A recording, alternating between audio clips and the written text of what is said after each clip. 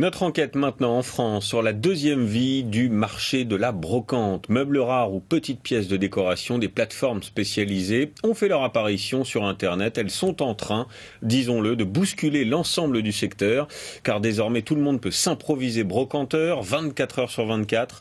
Les professionnels eux, sont inquiets, alors certains s'adaptent. Mais peut-on faire de bonnes affaires à distance? Quelle garantie?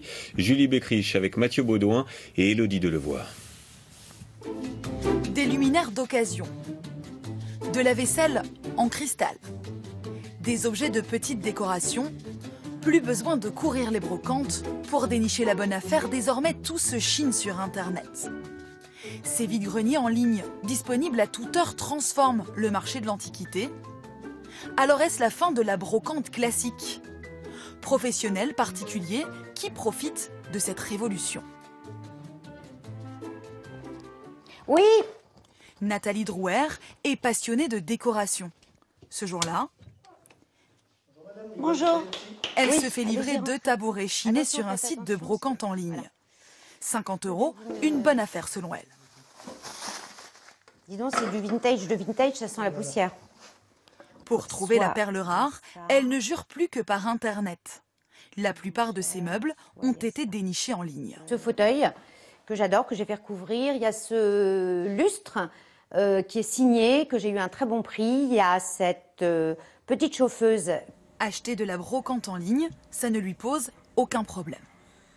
À partir des dimensions, je vois si ça va rentrer et j'arrive quand je suis chez moi à visualiser le meuble chez moi encore mieux que si j'étais dans une brocante.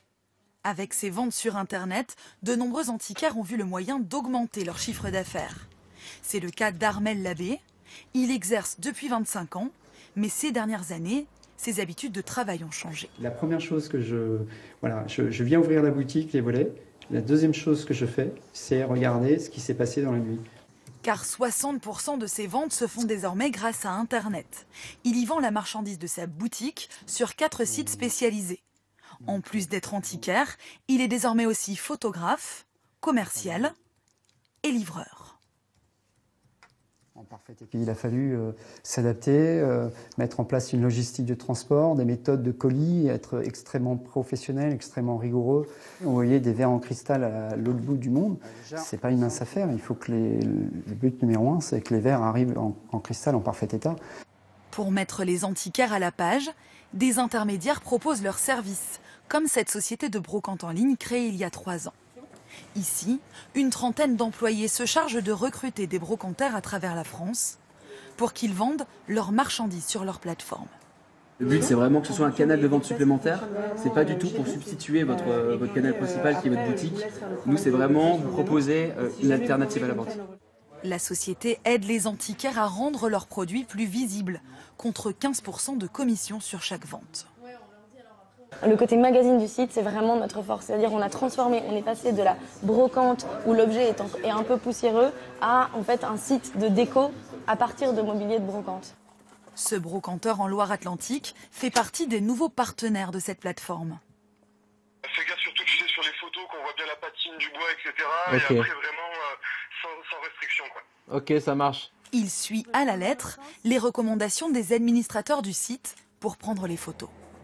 Ils m'apprennent tout ce qui est informatique, mais moi je leur apprends sur les styles et les meubles. Donc c'est un prêté pour un rendu. Quand je vois un meuble avec une mauvaise description, je leur dis. Et la formule est payante. Depuis qu'il est sur la plateforme, il vend 20 meubles par mois, contre 4 avant. Au Puce de Saint-Ouen, tous les antiquaires ne sont pas aussi optimistes. Certains commerçants observent une baisse de fréquentation depuis quelques mois.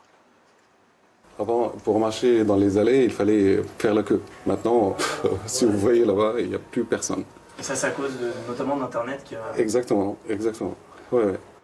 Les Puces de Saint-Ouen ont mis en place un partenariat avec un site de vente aux enchères pour rester compétitifs face à la transformation du marché.